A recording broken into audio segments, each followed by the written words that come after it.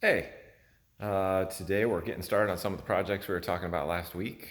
I ordered a couple of bits and pieces to try to get stuff ready for next, well, I say next year, but it feels like it's this year. Like we had a couple of mid 50s, 60-degree days for the last couple of days, and I got this whole hot rod out yesterday and got to cruise it around the block a little bit and play with it and do a little bit of maintenance, and yeah, I'm ready to go with that thing. I'm champing at the bit to try to get that thing back out.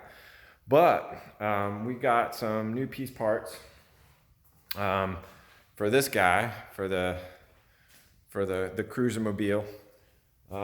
Something it desperately needed: set of subframe connectors. So these cars, I mean, everybody kind of knows these cars have the structural integrity of like a wet shoebox. But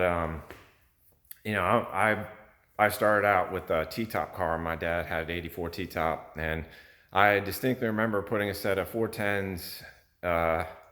Did the 8/8 swap was one of the first things, and a set of 410s with L60 M&Hs back in the day. Took the quad shocks off, bashed the inner fenders, and put a set of center lines on it with L60 M&Hs. And I'd come off the clutch at valve float in that flat tappet motor, and it blew out one of the T-tops. It twisted so bad. So that guy right there.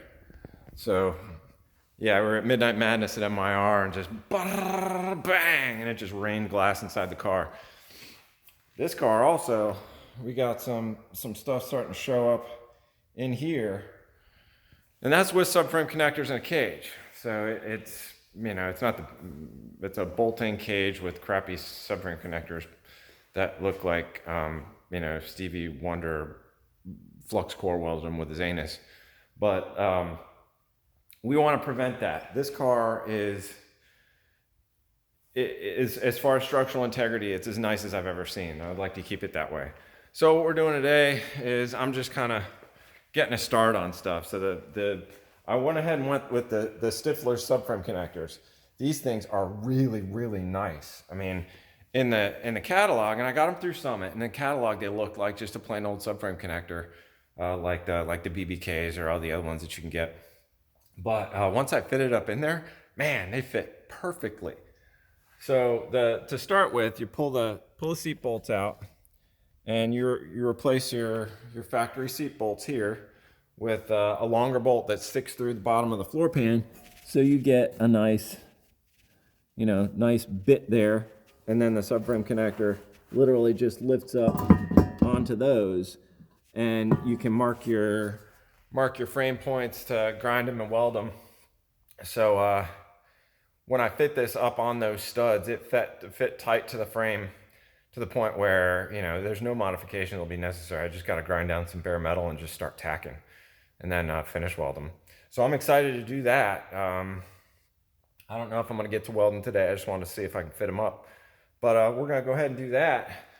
So that'll stiffen this thing up real nice. And I noticed when I did a trans service on this guy a couple weeks ago, I could not get it to stop leaking. So we went ahead and got a new pan that looks like it's heavy duty, man. It weighs like 5 pounds compared to the little chrome steel thing I got on here that won't stop leaking. But that's what we're into, and we'll post more videos once we get stuff going. I might post a little of the subframe connectors going in, because I know a lot of you guys probably are thinking about doing the same. But I hope you guys are having a great Super Bowl Sunday. I'm gonna get cleaned up out here and go make some nachos. See you.